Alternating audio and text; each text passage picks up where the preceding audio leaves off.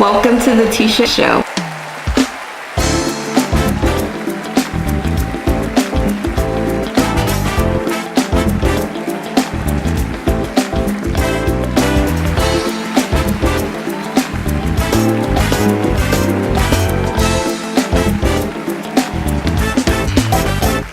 I am so excited to have my friend and colleague, Dr. Hala, here today to talk about emergency medicine and what it's like to be a doctor mom.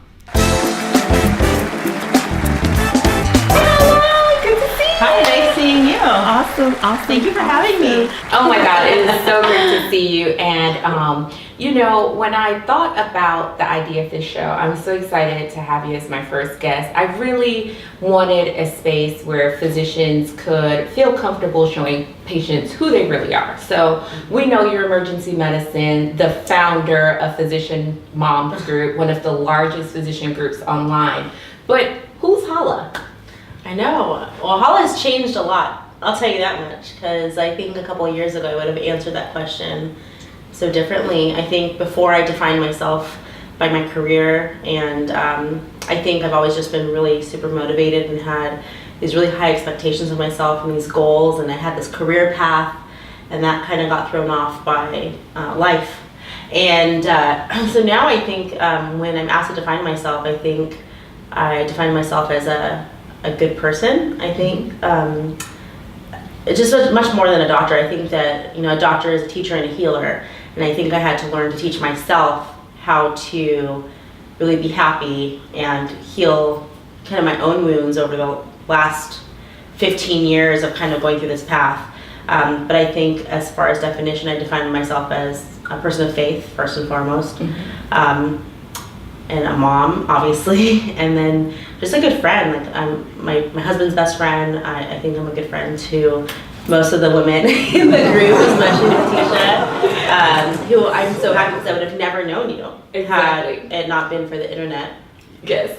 So, my godfather will say, about my sorority, it's a gang. Like, you're in that little pink and green gang. I feel like, PMG, we're such a force to be reckoned with. But a lot of people don't know who we are. And if not for this group that has definitely changed my life, we would never have come together, even known each other. And it's all like, you started this. This is huge. So, what is PMG for those that don't know? It's a perfect accident. That's what it is. So, I've never been in a sorority. I went to a school where there were sororities and fraternities, but I never was into it. I mean, I saw the purpose of it. My brother was in a fraternity, so I had a lot of respect for them, but I just didn't really understand like that community mentality. I went to a commuter school and had a good experience, but like it's very solitary. But that is exactly how medical school is. It's very solitary, very individualistic. I mean, they say they want you to work in teams, but does that ever happen? Really? No, it's like kill each other teams. Because, everybody wants to get the best scores and the best residencies and the highest, whatever perceived program that you're trying to get into. And then you end, and like you've ended the race, and then you look around and you're kind of alone. Yeah. And so PMG really, I never thought it would be this big at all. I just kind of made it one night talking to who I really consider my co-founder, Dr. Dina Safe, who is also an ER doctor. And she and I happened to be pregnant with twins at the same time. She delivered a few weeks earlier than me. And so we started kind of reaching out to each other, asking for logistics on how to raise children, and then realized that, we're the blind leading the blind. And and most of these conversations were happening like at 2 a.m. So, super fatigued. And so I thought, hey, why don't we just build a Physician Moms Group? And for those who aren't familiar, how big is the group today? So it started off with 20 people. I went through my Facebook friend list and tried to pick 20 people that I knew that I could have this kind of conversation with. Yeah. Although I maybe have not talked to them in years. And my initial goal was just for them not to reject me. And so that was it, my simple goal. And so I made the group, and then all 20 wanted to add their friends, and their friends wanted to add their friends, and now we're at 70,000 people. 70,000 people. Yeah. Amazing. Now, what I love the most about PMG is that there's a space where I don't have to be Dr. Rowe or Dr. Tisha. I can admit that I'm not the perfect mom, nor the perfect doctor, nor the perfect anything. And as a physician, people walk into your office, and I'm sure you've experienced the same, and they have this sense that because you've accomplished so much, like, you're perfect. And I feel it creates a disconnect. Mm-hmm. So, you know, looking at you, you're gorgeous. You have the perfect family. You're clearly a boss by being the founder of this group. What was your most vulnerable moment as a physician? Before I was a mom, or? Either one, and even maybe not as a physician, but just as a person. Like, what's a moment that was very vulnerable for you that patients maybe don't see, don't understand, and that allows you to connect with them on that level? Yeah, I think in general, I mean, I'm emergency medicine, and so my job is often perceived as life and death. And a lot of times it is, but a lot of times it's not. A lot of times it's, you know, lack of access to care, or perceived emergencies, or just frustrated patients, whatever it may be. But I think that the most vulnerable times I've had as a physician is really the death situations of talking to families, and that pressure you have in delivering bad news. That is really a lot of pressure, and that it doesn't matter how many times you do it, like, still your heart starts racing when you know you're about to change that family's life forever, and they're going to remember, like, every word. And if you say the wrong words, or I don't know, like, your inflection is incorrect, like, you just don't want to be remembered in such a bad light forever. And it's hard. And, you know, these deaths, they make me sad. I remember one, it was like a 91-year-old patient who, I just have like a big heart for my older geriatric population, and she passed away, and she was playing piano while she passed away. And I played piano all my life until I was 17. And so I automatically felt connected to her, although, you know, we're definitely in different situations. And her family came, and, you know, she was a very high functioning, you know, elderly woman. And that was hard. That was hard for me. I cried the whole way home. Yeah. And people don't realize that, like, doctors cry. Yeah. There's tons of times I've walked out of the ER just like, oh yeah, I've got to kind of reset myself. Absolutely. I still remember the first patient I ever lost as a medical resident, and I had to have a co-resident tell the family because I was sitting in the bathroom stall sobbing, like, what's wrong with you? And I think patients don't see that, they don't know that, and sometimes we have to put on this mask, you know, when we put on the white coat that makes us feel like we're cold or disconnected, but really you're just trying to protect yourself. Has there ever been a time where you were in that vulnerable seat that the patient is in, whether through yourself or a family member, where you were getting the bad news? Yeah, I mean, I'm very lucky in that I don't have many tragic stories. But my father passed away actually 3 weeks into my medical school, and that was really hard to receive. No, it's okay. I mean, it happens, and I'm very open about it because I think that going through death experience as a family is really difficult, but I think it actually, you know, it's a necessity of life. You know, it's the part of life cycle. It's just a part that we don't like to talk about because it's the end, or some people think it's the beginning. You know, it depends on what people believe. But I think that it was hard in that it happened so early in my career, and my dad was a doctor as well. And in fact, I have no shame. The only reason why I decided to apply to medical school is my dad made me. So I don't have like a really awesome story of like, you know, wanting to be a doctor since I was like 4 years old or anything like that. Although I always looked up to my father, but truly I applied because he made me, and I was scared of him, and because I wanted to make him happy, and I love him so much. But yeah, so when he passed away in that time period, I remember the words my mom called me and said, you know, your dad died. Daddy died.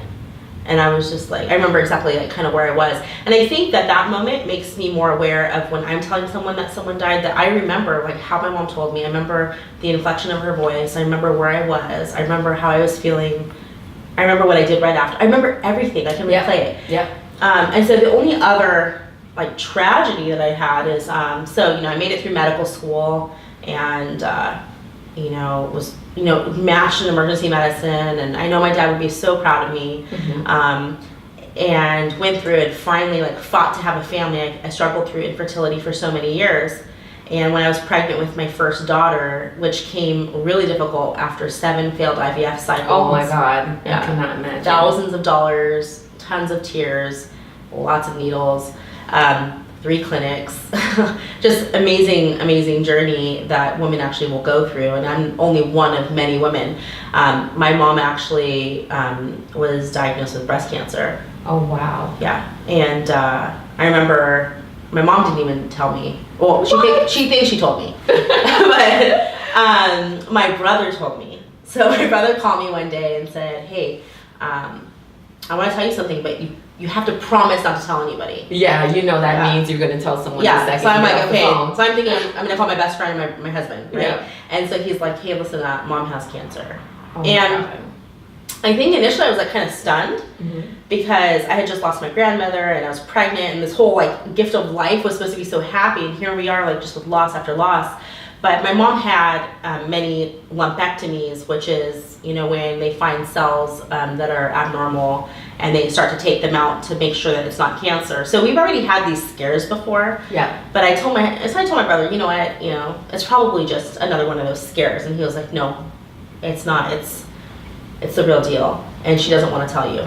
And she swore, like she made me swear that I'm not going to tell you. So you're the doctor of the family, and they don't want you to know. Yeah, and here I am going, like, I want to advocate for my mom. I want to be with her at her appointments, although I'm not an oncologist. Like, I understand the terminology, or at least know enough to ask, like, advanced questions. And so I was like, I can't let my mom, like, do this on her own. So, I don't know if it was like this with you when you had Chase, when you were pregnant. Like, I was like very specific, and my husband was very specific as to like what he wanted, and so he wanted to do the registry on our own with nobody's help. Like, I was like type A, yeah, AA with Chase. Like everything had to be like you would think perfect. that picking out a bottle would be the last decision I ever made. Oh no, yeah, like just like Googling everything. So we had already spent hours at Babies R Us, like making this list, and so I was like, well, how am I going to get my mom to talk to me? And so I said, okay, I know what I'm going to do. I called my mom, and she was a little hurt that she wasn't involved in this process. I'm not sure why she wanted to be, but I called her. I said, Mom, do you want to make a baby registry with me? And she was like, I thought you already did it. And I said, well, I wanted to make one at Bye Bye Baby, but my husband is like so over it right now, and like I don't want to go by myself. And she's like, well, of course I'll help you. Right? So for another 4 hours, we went through, literally I just scanned whatever she wanted at this point. And it took some time. So finally towards the end of, this whole shopping extravaganza, she sits down in the car. She's like, listen, I have something to tell you. And so I was like ready, Yeah. And she's like, I have cancer. And I said, okay. And so I just kind of switched into the doctor mode. Like I didn't have time to be a daughter. I was like, this is my window of opportunity. Thank God my brother, warned me. you. And so I just said, okay, Mom, in the ER typical fashion, like, what are our options?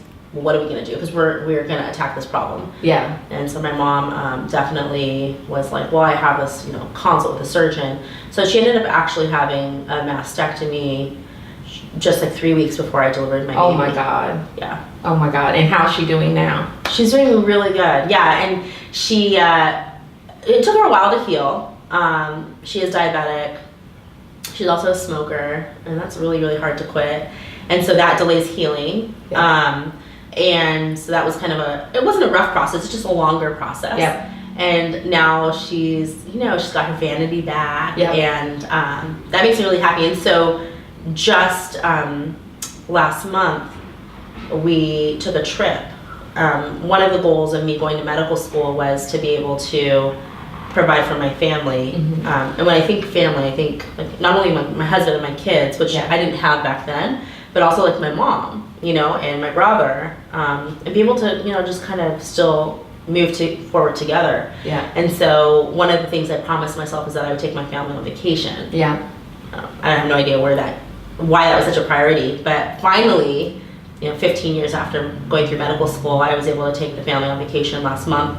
And we kind 15 years after. So Yeah. people get this like whole concept. Yeah. They're doctors, they're rolling in dough, they're living this expensive luxury lifestyle where, you know, we're so busy taking care of others, we sometimes neglect our own families and don't have time to go on vacation or do all of those things. There's a lot of catch up you make. Yeah. Because you're without income for so a long time. Yeah. So where did you go? So we went to the Dominican Republic. My mom, I asked my mom, it's her 60th birthday this year. Awesome. So we're super happy about it. And so I told my mom, you know, she gets to pick where we went. So she only had 2 requests. One was that it was Caribbean water, and the second was that there's a coffee machine in her room. And so I was like, okay. Oh, and a balcony. So I said, okay, fine.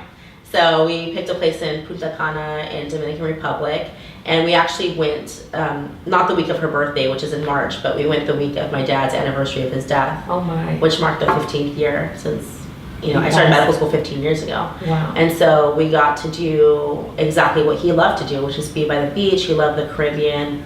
And do we this beautiful tan? Is that this beautiful tan is due to the vacation. Although I did wear sunscreen. Wear your sunscreen. SPF? Yeah. 45. Yeah. Or, yeah. I guess higher doesn't really matter. Yeah, exactly. But, and it's, you know, I love that you share that your mom, you know, is diabetic and a smoker, because we as physicians, people think, okay, you know it all, you're going to do everything perfectly, but we're not perfect, and our families are not perfect either. If there was one thing that you wanted to change, what would it be? Like about what? About anything. You know, how can Holland be better? You know, for my, I'll share my personal, you know, every day I strive to like be a better mom. You started Physician Moms Group, and it is a struggle. Like I work 12 hours a day, and when I get home, I have like an hour or 2 with my kid every day that I have to try to make the best quality time and not be distracted and not be so like tired or frustrated from work that I'm not fully present and absorbed. And that is daily that I deal with and say, you're going to be the best mom that you can be while juggling medicine, entrepreneurship, and other projects. And so that's where I go to PMG and I see these moms like posting about perfect birthday cakes and things like that. And I'm like, oh gosh, I want to be like her. So what's something that if you wanted to work on, what would you improve? You know, I think that the mom thing definitely resonates with me. I think I constantly think that, like when my kids go to bed, I'm like, gosh, did they have a good time? I mean, my kids are 4 and I have twins that are 2.5. So I don't think that they process things so deeply. And my dad was an ER doctor, and I have this perception. I mean, I'm almost 40 years old. I'm 39. Yeah, right. I'm maybe 39 in 2 weeks. Right. And still, I said 31, guys. You did. She said 31. Yeah, I'm 25. I'm gonna go backwards. But like I have this perception when I was younger that my dad was there for everything. Like he was there for every soccer game and like recital. And honestly, he probably wasn't. But my fear is like, you know, their perception. But I think the thing that makes me kind of lose sleep, or when I'm like laying in bed and I'm thinking about my day and like how I can improve it. And this might sound super cheesy, but really I look at my daughters and I look at my son, especially my daughters, and I think like, am I gonna make a change that's going to be positive for them? And it's not just about me, it's about, you know, a community. And I think once I made PMG and I started realizing that I kind of came out of like the solitary confinement, you know, that I'd been placed in for 15 years. I started realizing that, you know, the world is so big, and if we get caught up with the day-to-day just tasks just to move to the next day, that we're never gonna actually get ahead. And so the things that really scare me about my kids' future are, one, I want them to be exposed to a lot of different experiences, especially diversity. 2, especially with medicine, I hope my kids go into medicine or into a STEM field. I think that right now there's been so much focus on like shortcuts to get into things, or ways to work around a broken system. I think for all of you watching that are patients, like, please know that your doctors are just as frustrated with a system that they have no control over. But I guarantee you that the solution is not to have less physicians. And I just hope that we make being a physician a better situation, not really to match what the society thinks our life is like we're swimming in money and yachts and things like that, because we're not doing that. But just to be happy and to feel like you're actually making changes in patient care. Because when you start to leave medicine, or you don't have enough physicians covering medicine, then I think that the only people that suffer are the people we're supposed to be serving. And I think that there's great adjuncts to that, like, being a physician assistant and a nurse practitioner and nursing and respiratory therapy, and there's so many lines. But I think that our population is getting older, it's getting more vast, and I think that all these healthcare lines need more people going into it. Not an exchange of one or the other. And so honestly, I know this is going to sound super cheesy, but that's what I think about. I'm like, how can I help that process through social media? Because that's a way that we haven't been communicating before. I would have never met you. Exactly. Had it not been for Facebook. So I definitely would, I share that sentiment. It sometimes feels like, as a physician, we're pawns in this big game that is all about profit, and we are doing the best that we can. And sometimes patients see it as us against them, but like you said, we're fighting for them. But you go to work every day and you wonder, like, am I doing what I showed up to this field, to this career to do, to make a change, to help people live better lives? So outside of medicine, you've accomplished so much, but is there one thing that you would want patients to know? You kind of spoke to that you're on their side, but anything specific, like a change or something you're working on to make things a little bit better in healthcare? Well, I don't know if there's something concrete that I can really like put my finger on, that I can say, hey, we're working on this, because I think that the problem is so big, I don't even know where to start. But I think the one thing I would love to say to patients is that we're patients too. And that's why PMG is so special, in that we are self-healing our own group with like community therapy. Also, whenever we have medical problems, that's the first place anyone turns. Whether someone has a broken bone, my daughter's had a laceration, a cut to her head, because she was playing 10 Little Monkeys jumping on the bed, and she really fell down. She really played it out, and at that time, she's a patient. My family's a patient, and so getting recommendations, even though I'm an ER doctor, like that all goes out the window when it's my kid. I'm no way. Tell me about it. Racing to the ER at 2 a.m. because Chase has a fever of 105, and you get in there and they're like, and you're a doctor? You're like, but I'm a mom right now. But I think just being each other's doctor, no one ever has looked at, I think physicians have always been the resource of communities. And I think that's great, because physicians usually go into the field because they want to take care of people. But if you don't have anyone taking care of that resource, then you'll lose that resource. And so I'm so happy that we can kind of self-nourish. But I kind of take it to that extra step, like, okay, we're doing that now. So how do we lift that generation behind us? To take it a step further. To take a step further. Because I want some really great doctors for my kids. I do too. And speaking of doctors being patients, I had a experience you shared with us about your mother having breast cancer, where one of my best friends became my patient, and I was in the role of doctor, but I also felt very much vulnerable and taking care of her. I was like, well, who do I go to? Because I'm hurting through this process. Welcome back. And speaking of vulnerable moments as a physician, thank you so much for sharing that very intimate story with us. And I am excited to have a very dear friend of mine who experienced something very similar with breast cancer, Vanessa Rosenberg, here to share her story. Welcome, Vanessa. Thank you. Nice to meet you. Yes, hello. Hi. So, Vanessa, how did we meet?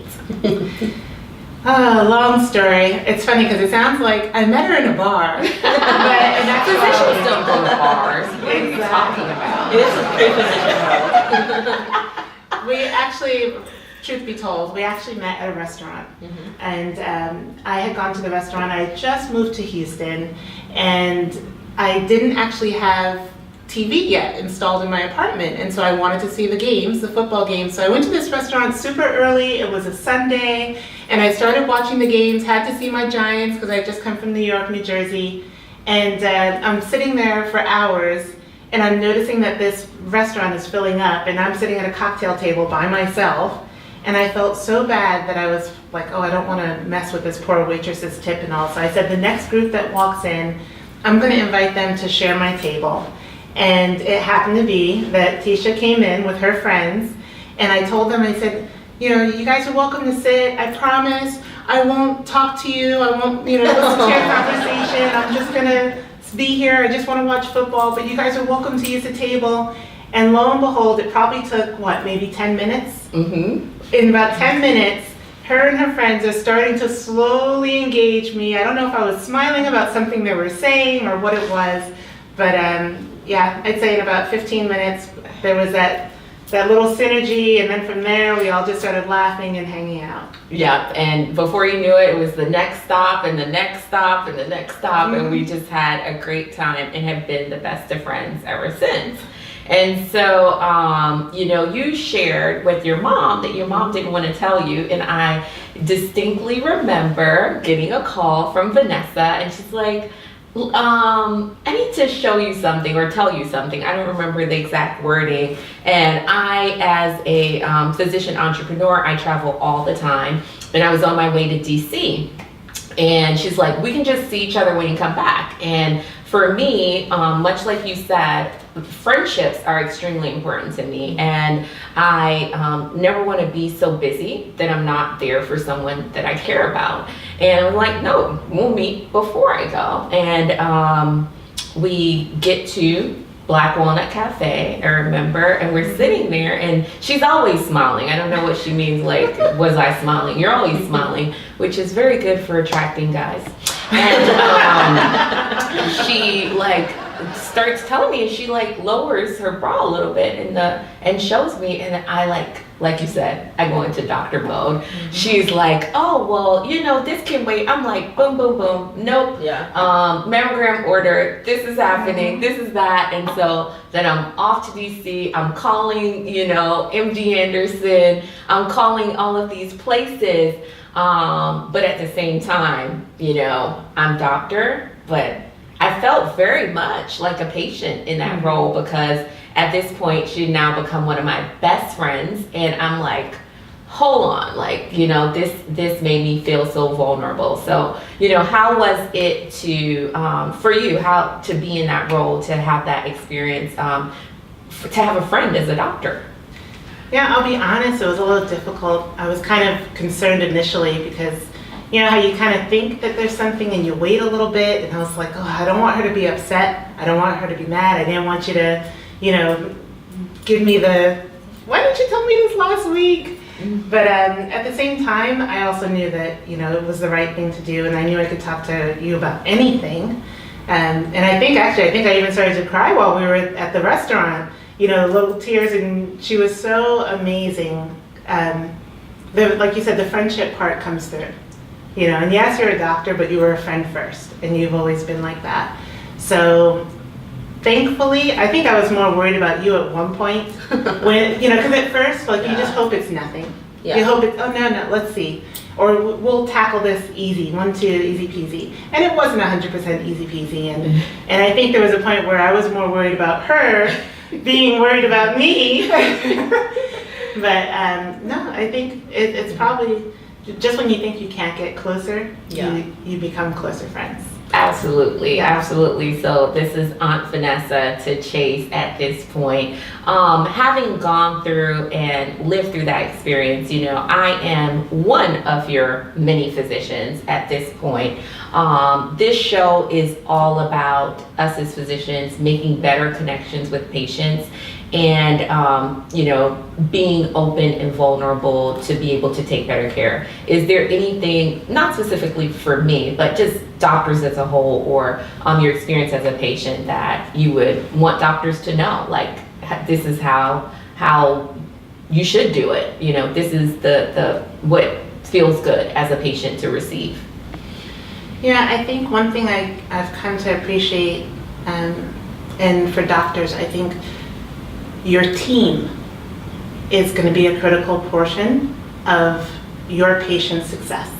Because I'll be honest, I see my doctor, but I probably see her team even more so, or for a longer period of time, because there's so much prep work that goes into having that patient be ready for your oncologist or, you know, your pediatrician or whatever. Like there's other people that they see before they finally see you. Mm-hmm. So having a team that's personable, professional, friendly, knows how to put their own, you know, personal stuff on the back burner when they're there to receive you and not treat you like a number, has been, I would say, probably one of the best and most fulfilling parts of that relationship, because that team has become like friends. And in my particular case, my treatment's ongoing. So I've had the same team for over a year now. And you see them regularly, you see them every 3 weeks or every month. We know about each other's grandchildren being born and things like that, and it's awesome. And that makes me feel also like I can be truthful in reporting. So when you get those questions, you know, every physician has to ask, on a scale of 1 to 10, you know, do you feel pain? What's going on? I always feel comfortable coming to the table with the truth of, I kind of experienced this, and I'm not sure if that's normal. I don't know if that happens to all cancer patients, but I just want to let you know. You know, and I think if I didn't feel that comfort level, I probably would hold back, and that can end up hurting my treatment. Let me ask you something. Sorry, I'm going to ask a question here, because you are, so in the ER, we often get patients with chronic conditions, cancer, or, you know, some other chronic condition, and they come with fear. And they do have a big team, and I think teams are very important. Every single person on that team is necessary for that health. It's not just doctors. But a lot of times, I think that the vast team is confusing. So they'll come, and I get this every single day. They'll be like, well, I don't know, I just saw the cardiologist. And where I work, we don't have a female cardiologist, okay? Unfortunately. I wish we had more diversity. However, I said, well, who's your cardiologist? Where do you go? And she said, right down the street here. And I said, ma'am, we do not have a female cardiologist in the city or the neighboring cities. And so she gave me the phone number of the clinic, and I called, and it turned out it wasn't the doctor that saw her, it was maybe the intake nurse or the PA. And so I said, you know, you haven't seen the doctor yet. They're prepping you for the doctor. And so she was like, oh, well, no clue. Had I known that, I would have just waited for my next appointment instead of coming here, you know. So I think teams are really important, but do you feel like we could do a better job in explaining like who the members of the team are? Like, I feel like when I walk around the hospital, everybody's wearing a white coat. Yeah. And everybody looks the same. With a million letters behind their name. Yeah. That is true. What do you think? How do you think, if you could change how we present ourselves in the team, like as a patient, like what would you want? Or what kind? I don't know, maybe MD Anderson is. We should be doing everything like them. MD Anderson actually, you know, has a great introductory program. So I'll be honest. When I first came, they explained each person and each person's role on the team on day one, and each person personally gave me their business card. Nice. So there was definitely that not rush and just, shuttle you from here to there to that person to this person. It didn't happen like that for me. But I'm also, I don't know if you want to call me nosy, petty, whatever, particular. I've always been that type of person that also remembers people. I remember faces. I remember names. So maybe somebody else might need something that's a little bit more structured and, rather than just handing off the cards. But I think if you had to have a large team, because I'm sure every field is different, right? Yeah. Every specialty is different. Maybe you do select a few key people and really try to hammer home that this is my team, like the nucleus of the team. Like if you have your specific nurse that assists you on all, patients or something, and then the person who does my weigh-in and my blood pressure, maybe that changes all the time, and and I don't feel offended if I don't remember who she is, but I know, this person, and I know those two people, and my doctor. I'm gonna keep the team small.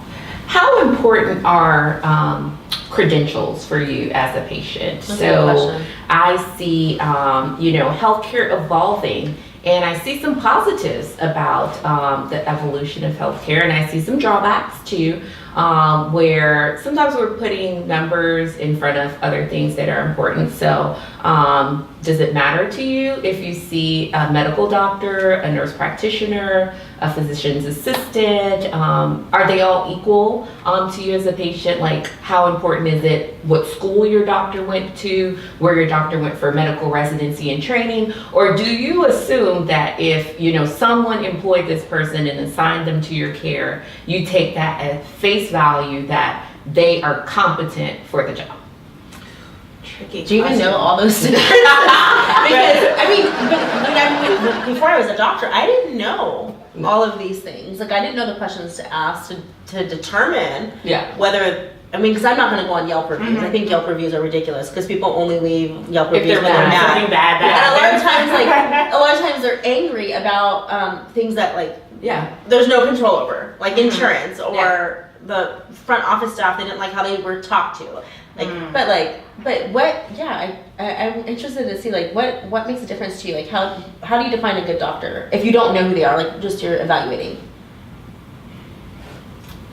I feel like we're putting her on the hot seat. We are putting her on the hot seat because she's hot.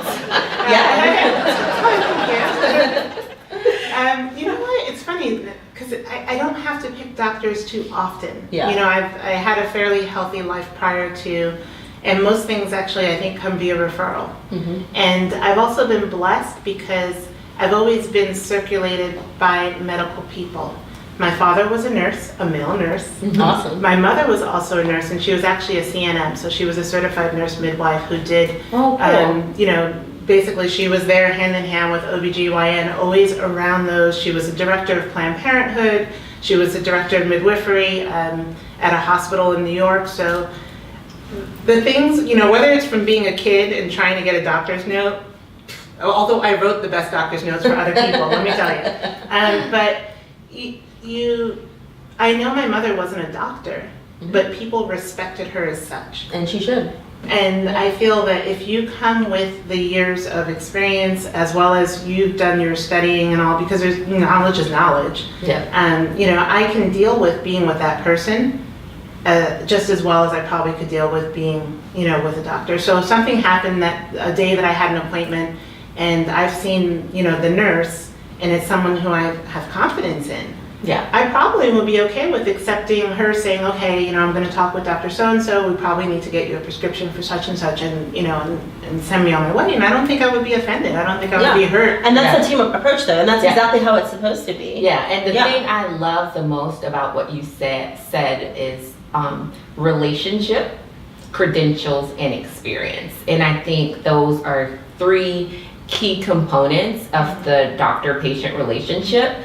And I think if I had to sum up what you said is, if you're establishing a relationship with a healthcare provider, whether doctor or otherwise, you should know credentials. Where did you go to school? Was it an actual school or online school? Relationship. where did you establish this relationship? Did you find this person online, or did someone actually refer this person to you? And then experience, right? Because there's some individuals, like I've worked alongside nurse practitioners with 20 plus years experience who are very knowledgeable and know a lot. And then I've also supervised people who are fresh out of school and they don't know that much. And I think it's important that patients understand those three parts of it. Otherwise, you know, you can think you're getting one thing and you're actually getting another. Yeah, and I think a lot of people get confused as to, you know, really what they're getting. And I've been in that same situation where, you know, I've had my brother's a physician assistant, and my best friend's a nurse practitioner. Yeah. And I love them to death. And actually, the thing I love about the both of them very much is that they also are in the team approach. Yeah. And it's kind of a hard situation because in any team there's a coach. Yeah. Right. In any team there's like a lead player. Right. It doesn't mean that person's like more prioritized, or it's not even like a higher, there's a knowledge hierarchy there. Somebody's the quarterback. You know? And I think what I love about them too, and I work with both of them actually in the ER. Awesome. My best friend and my Awesome. brother. I could never work with my best friend or my sister. No. They would tell me what to do. No, doctor, go put that back. I'm like, No, it's actually a joy. Like, I was really nervous about working with them, and my brother works in an urgent care, and my best friend works with me in the ER.